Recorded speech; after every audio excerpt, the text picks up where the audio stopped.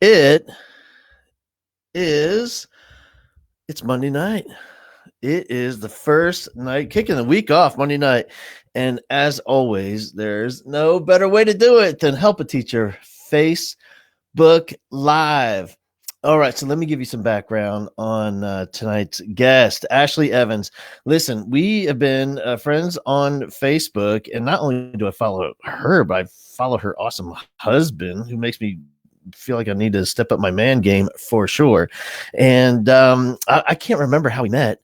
I know we have friends in common, and I'm gonna ask her. She might know, but we've been Facebook friends for a long time, and recently, I guess over the last maybe a few months ago, I had an online changing a kid's life. We did like a couple hour session online, and she was in there, and she joined one of our conversations.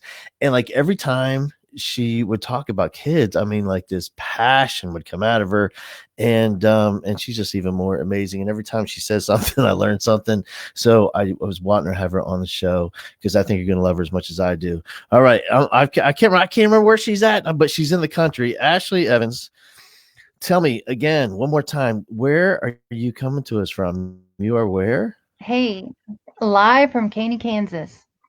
So There he we are is in in Kansas. Kansas, Eh, southeast Kansas.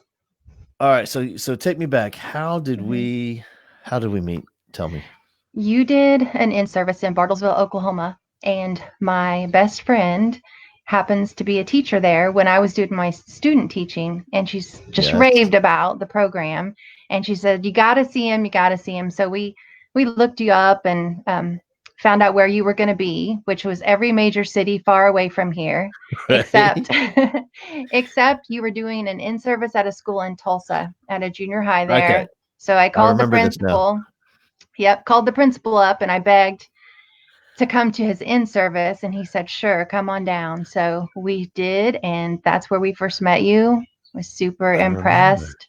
We laughed and we cried and had all the feels that Teach Like a Rock Star. Yeah, all the feels for sure.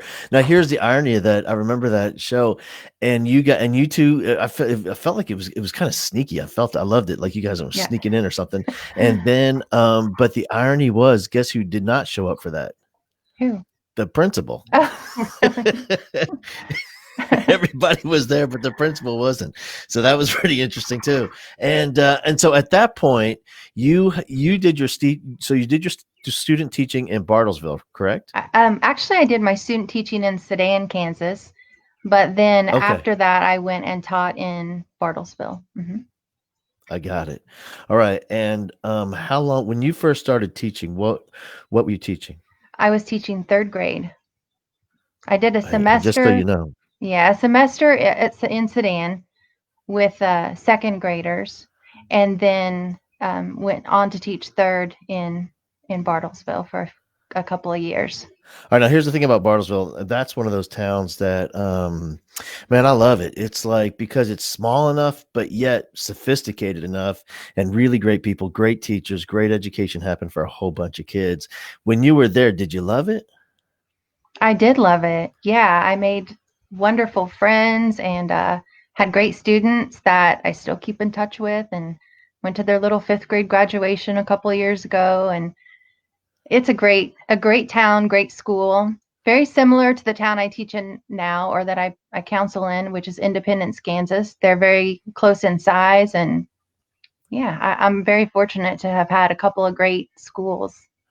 All right, so I want to know when you were at what point when you were teaching did you start thinking about doing just moving into a different position, working with kids in the counselor's office? It kind of came as a surprise. I was teaching in Independence as a fourth grade teacher, loving it there, loving my job. I had a degree in psychology. I still do. That's what I went into right after high school. That was where my was at the time. And so out of the blue, our counselor transferred schools, and it was kind of a surprise to everyone. But she just contacted me and she said, "Hey, have you ever thought about school counseling? Because I think you'd be really good." And I said, "Well, no, I haven't, but it's certainly something that would be right up my alley." And so I looked into it and asked if I could step into that position and complete my master's. And so I was student success coordinator for a couple of years while I was getting those first 2 years under my belt, and counselor this year. Yeah, so now that you're in there and you're doing, and Mhm. I'm trying to think back, and I've had a couple of positions in my career where, at first glance, I thought, "There's no way, man, that's just not me." But I said, "All right, let me give it a try," and it was like the perfect thing at the perfect opportunity. I just didn't know that it was the right thing until I was in it. And now that you're in there and you're doing it, and you're working with the kids every day, did did you find that, like, this is your space, this is your niche, and you love it? Absolutely. Yeah, it's definitely what I want to do. I love teaching. I do miss the classroom, but I get to go in and teach in classrooms typically when we're not in the middle of COVID. But Right. I get to go in and teach in classrooms. I still get to develop that rapport and relationship with my students. I just have a lot more students now, Yeah. and I feel like I can make a difference in the areas that are most important to me. So it's given me a great opportunity. Hey, when kids get in trouble and there's some Mhm. behavior challenges in the classroom and they're all over the school, and sometimes, I know how it is, and you're in the thick of teaching. There's some moments where, so we can move on, you just have to remove the kid from the situation so they can teach and then bring the kid back. But when they remove kids from that situation where they're having a lot of challenges, oftentimes I have a feeling they send them to you. And so you get these kids lined up to see you. And when they come in and they're in that heightened state of emotion and they're mad and they're angry, what have you found is connects with them, and can tone down the situation a little bit? Well, I have to say that I have this really great administration who doesn't mix my job with discipline. And so if it's a discipline issue, they're quick to handle that. And I kind of do the follow up Yeah. in those situations. So I love to run groups on self regulation, on mindfulness. I've found that just general coping skills, a lot of our kids lack those coping skills, and just enabling them with those makes such a big difference on what they're able to do in the classroom. So I've noticed, especially as we've come back to school, because our teachers do both remote and on-site learning with their students. So I've noticed that kids aren't at the zero that they normally are. They're kind of already at a five. They're Yeah. emotionally like, oh my gosh, this is new and different, and there's different demands being placed on them that weren't before. So teaching self-regulation skills is really going to be my focus this year. We're just kind of back into things, so we're a few weeks in, about 3 weeks in, and I have a virtual classroom set up for students so they can link into that through their teacher's Google Classroom. And I will be posting videos just to kind of guide them through the brain science and the different skills that they'll need to be successful in the classroom. So when here's what I love. I love when those administrator teams are in place and everyone knows what their role is and understands their specialty. And it seems like when there is a discipline issue and the kids at a level 10 and melting down, I mean, sometimes there is some disciplinary action needs to take place. But when we look into not just what happened, but more about the why, and we get into the The why. emotion of it all, Mhm. that's when you come into play. Yes, that's right. So I step in those situations and can do my best to calm a kid down. We Most of those students that have trouble with like escalated emotion, I've worked with before. So we already have kind of a routine about, okay, now we're going to sit down and we're going to go through different breathing exercises or different guided meditation to kind of bring them back down to a level that they can even talk Yeah. about what's wrong. Man, I've got my own issues with my own escalated emotions for sure. I'll tell you that. I need it. Hey, so here's what I'm curious about. When you talk about kids, and I find this too more so than ever. It's just some of the most challenging personalities. They really do lack those coping skills. And I have a theory. I've got a lot of theories, but here's my theory about why that might be. It seems to me, because like I'm just looking at myself as a parent, like one of the big challenges I had is, you know what they call me? They call us the lawnmower parent, where I'm like out in front of my kid mowing down all the weeds and the obstacles they might face. Because I don't want anybody to cry. I want them to be happy, Hmm. you know. And so I was the worst when it came down to letting my kids struggle. And as a result, like in their early, not early, but in fourth and fifth and sixth grade, we really did see where they lacked those coping skills, mostly because of me. But do you think that do you think that is something that's happening with lots of parents, or is that like my own isolated instant situation? I think there's just a big spectrum of why we see what we see, and it could be that we there are those parents that kind of solve their kids' problems, and then there's those parents that maybe don't ever address the problem at all, and so a kid's left to kind of just deal with it on their own, and they either become resilient in that or they don't. And so it's those kids that just haven't developed those skills that they need that I try and focus on. Yeah. And I think, man, and by the way, I've gone like probably to the far opposite end of the spectrum. Like now it's like, you're on your own, do it yourself.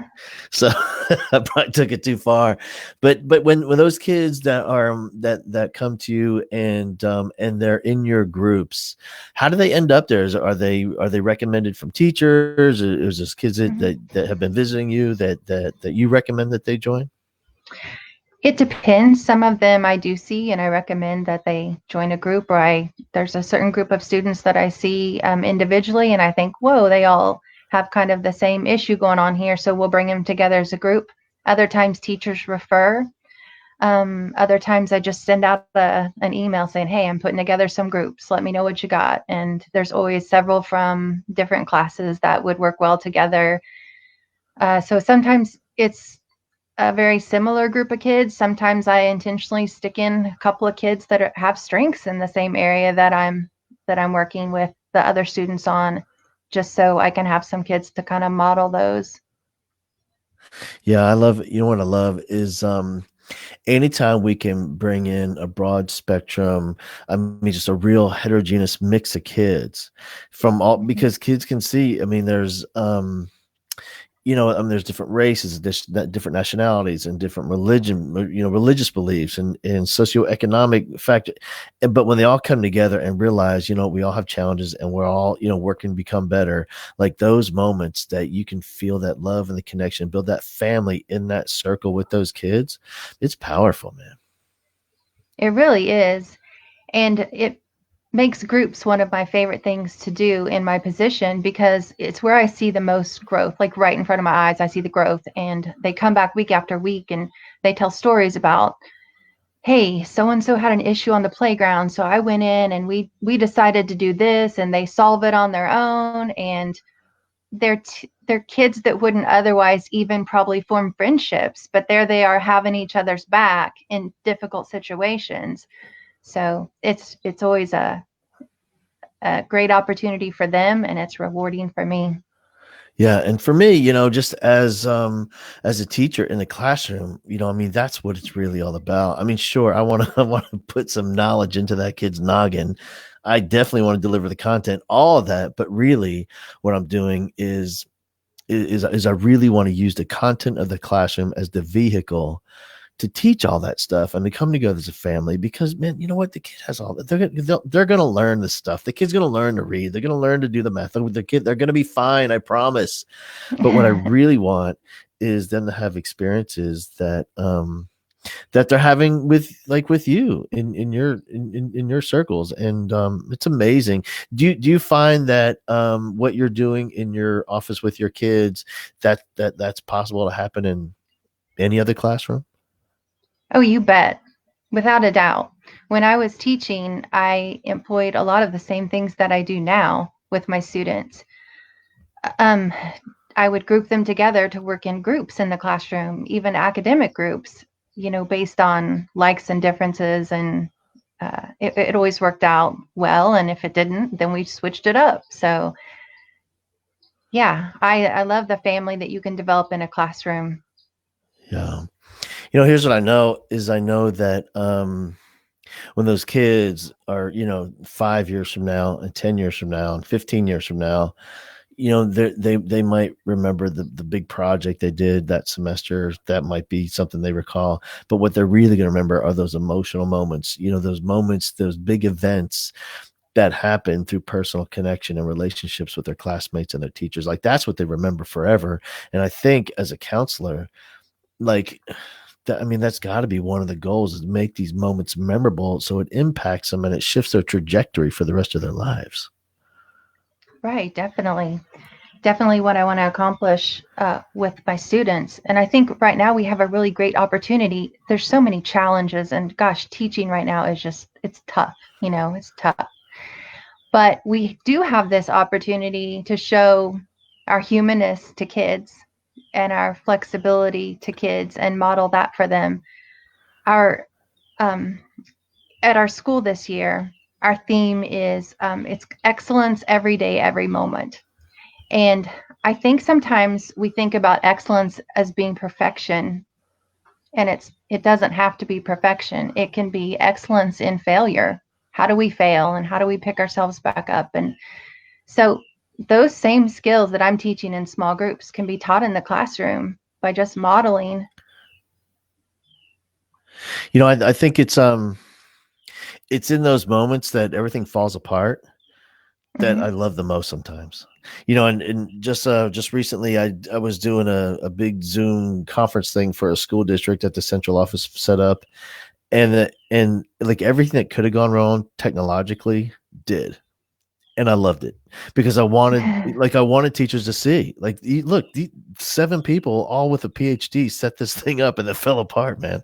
You know what I mean? So like, Yeah. so just to prove that, we can have some grace and we can have some compassion and some patience. This is a really, really difficult time. And I want them to see what that looks like. And that's like a big event, but that can happen every day with a simple misspelling on the whiteboard. I mean, or every day with a Mm-hmm. simple mistake, that our kids can see, our own imperfections, and us to be authentic and in the moment and own it in front of them, and see that it's okay, man. Yeah, definitely. I couldn't agree more. Just extending that grace. And I had a student when I was a para before I ever went to school to become a teacher, and I was a para in a kindergarten classroom for several years. And we had a student, and he was that kid that had trouble sitting still, and he had trouble focusing, and um, the class had left for PE, and he was still trying to get a shoe tied, for his PE shoes. And I'll never forget, I was knelt down in front of him and tying his shoe, and he looked down and said, "How are you so perfect all the time?" And it hit me hard because as an adult in that moment, it was in a time in my life when nothing was perfect. I mean, I felt Uh-huh. like life was kind of falling apart. And I thought, oh my goodness, that's what he's seen in me. Like, that's the expectation I've put out there for him, is perfection. And none of us can live up to that. And so I think that giving our teachers grace and our students grace and our administrators, all the way around the board, extending that to each other during this time. It's interesting as you're talking. My wife is in another room and she's on a Zoom call, and she's a president of the PTO, and she's on, and I can hear the principal in the distance, and I keep hearing him apologizing because he keeps saying we don't have answers. And I know the bulletin I just sent out last week, well, that none of that applies because we have new information now. And they're still trying Mm-hmm. to bring, in Houston where I live, we don't have, in HIST, the kids aren't back yet. Kids are still online learning, all of them. And they're trying to bring kids back sometime in October. And I keep listening, and typically these administrators have everything in line. They have plan A, plan B, plan C, and it's ready to go. But this is such an interesting situation, unlike anything we've ever experienced before, where no matter the plans that we have in place, something is going to fall apart. And you know what? I really believe it. And I've been saying it this whole time. Like, we're in this valley, this trough. It's super challenging. But what I've learned is, like, the crest of the wave on the other side of it Mm-hmm. is going to, I mean, there's an equal proportion between how deep in the valley we are right now, how high the crest is going to be when we come out of this. And there's so much that kids are going to learn in this moment in history. Like, I love that your kids have you and your kids have your teachers and your administrators at your school where 30 years from now, when they're talking to their kids about COVID and what they went through, they're going to be telling the stories that happen every day in your school right now. And that's just, I mean, the power of that is crazy. It really is. Yeah, and there's some great things happening. I mean, I say teaching's tough because I know that it is right now. It's always tough, but it's especially tough right now. But when I walk into a classroom to pull a student, they're making it look like it's easy. The teachers, they're up there doing their thing and they're rocking it. And so I couldn't be more proud of them for stepping up and doing anything that needs to be done. They're truly putting kids first.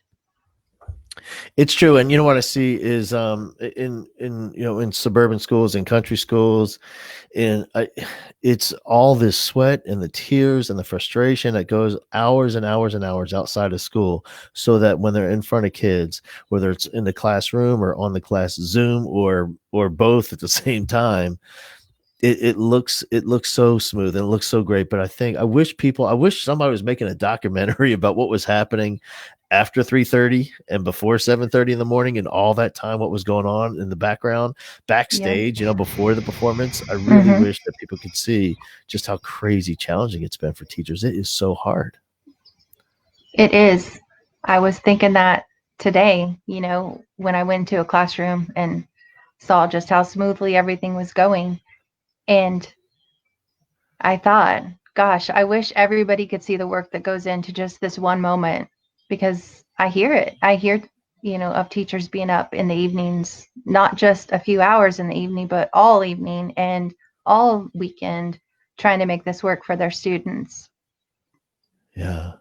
Hey, when you were when you first started teaching and you went through the pair thing and then your student teaching and then the classroom, during all that time, did you have any teachers who served as mentors for you that you can look back and think, man, so much of what I do and so much of what I believe and who I am as an educator right now is because of that person? Yeah, I mean, of course, in school, I had some teachers who I wasn't even in their class and they made a big impact on me. We had a teacher at Caney, and his name was Mr. Warnock, and he was into NASA everything. You walked into his room, and it was NASA everything. And he actually applied to be the first teacher on the space shuttle. But every year, he would do a rocket day with the entire third grade, and so we would all build our rockets and take them out. And he really just gave of himself, and I think that's always important when you see a teacher give of themselves to their students because it's showing your kids that you care enough to give a piece of yourself. And if somebody had new shoes, didn't matter whose class they were in, they got flipped upside down so everybody could see their new shoes. He would flip them upside down. And um, then later in sixth grade, I was diagnosed with scoliosis and I had to go into a full back brace. Well, one of the sixth grade teachers, his daughter was in a back brace for scoliosis, and hers was one of those that came clear up around the neck, and mine just came over the shoulders. But he brought that to school, and he put our state champion wrestler at the time, stuck him in that brace, and laid him down on the floor, and he said, "Now get up," and he couldn't get up.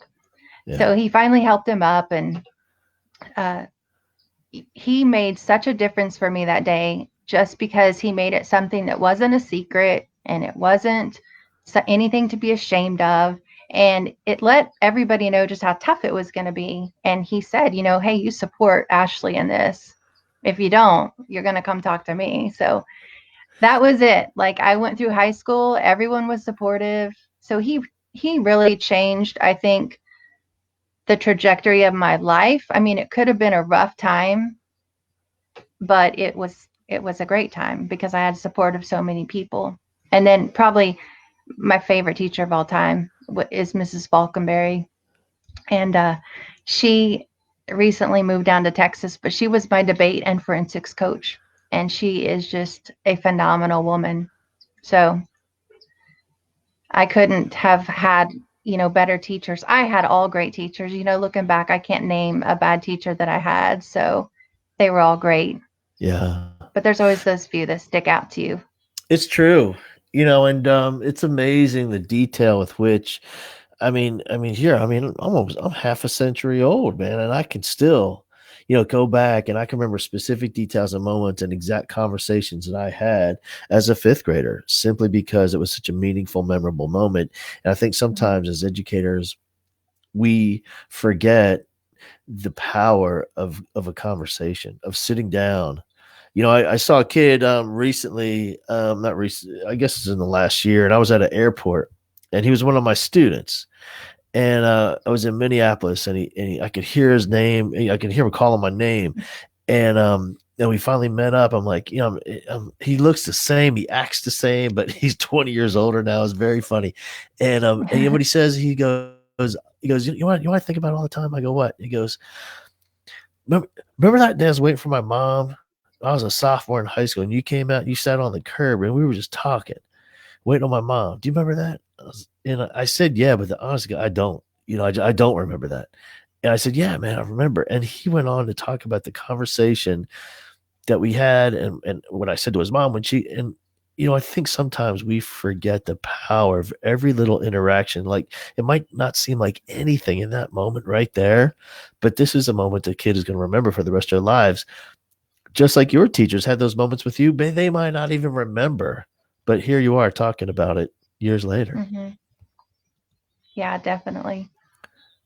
Yeah. I Those conversations with students are so important. Just giving of your time, and I think about all the time and effort we put into lesson planning and all of those different steps that we have, access prior knowledge or activate prior knowledge. That's the first thing we should do. No, first thing you should do is you should love your student. Right. Love them, show them you care, develop that relationship, and then they'll do anything for you. I mean, literally, the kids that struggle the most academically, you will get the best effort from just by letting them know how much you care about them. It's so true. I remember one of my final years, I was still in a classroom. I taught a really, really challenging class, and it was all the kids in the district that went to an alternative learning placement. They're fighting or got caught with drugs or drinking in a football game or something stupid, and they sent them to alternative school. And then when they came back, no matter what school they went to, they came through me first. And so we called it halfway house, and we called it Bowman's Dirty 30 because we had 30 kids in the class. And the kid, and they're great. They're just fine. They're great kids. But some of them were real gangsters. And people would always say, man, I don't know how you love those kids. Like, how do you love them? And I always thought that was interesting. I would say, well, when the kid first showed up, I didn't even know that kid. Of course, I didn't love the kid. So I loved the kid. Like, I didn't know him. So I Mhm. loved him. And he, Mhm. and yeah, they would, yell obscenities at me. So I loved the kid. And yeah, that kid gave me the finger. So I loved the kid. And like, I would actively love that kid. And eventually, if you do that enough, that verb turns into the emotion of loving that kid, because now I know the kid. And once you know the kid, now you can love the kid. Mhm. Yeah, that makes so much sense. And I think for you, just knowing you and talking to you, I think that's kind of what your role as a counselor is all about.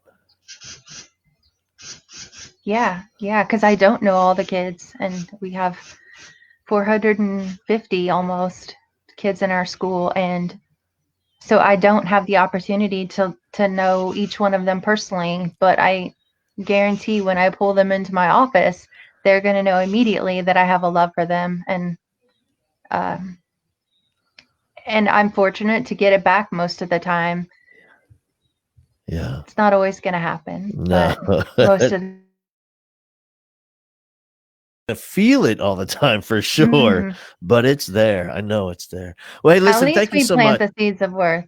Yeah, exactly. Like, and that's the whole point. Like, in the work that we do, man, I know it. That's the thing. Like, I am convinced of it, that it's almost as if, I have this big bag, this fertile soil. I know the soil is fertile for sure, and I have all these seeds, and I'm just throwing them in. I'm just throwing them in the soil, and I'm walking away without looking back. That's the kind of thing that I'm doing. I'm not looking back. I don't need to look back because I know for sure there's going to be a forest there in years. I know it. Like, I don't need to look. I Yeah. know how it works.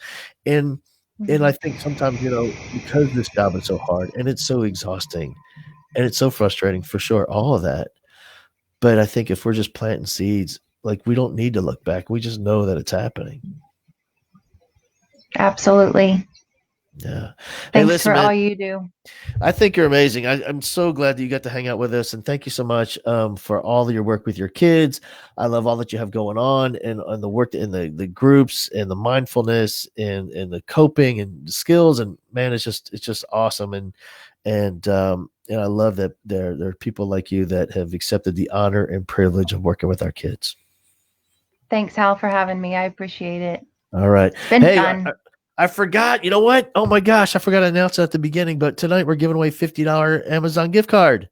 Woo. I know. Hang on. Don't go anywhere. Let's give away some money. Let me pull up the randomizer here. We got this fancy app where it puts all the names in, and we throw it together. And the winner is, oh my gosh, when it comes up, I never know how to pronounce the name. All right, I'm going to say Miss Simone, Indicia Simone, $50 And Amazon gift card. I'm sorry I forgot to announce that at the beginning. If this was recorded, we could splice it back in, but it's live. that's All right, Indicia Simone. So here's what you do, Miss Simone. All you have to do is if you message the Help a Teacher Facebook page, they will set you up with all of everything you need to know to claim your amazing prize to share with you and your classroom and your kids. All right. Thank you again, Ashley. I appreciate great. you. Thank you. All right. Have a great night. You too. All right. Bye bye.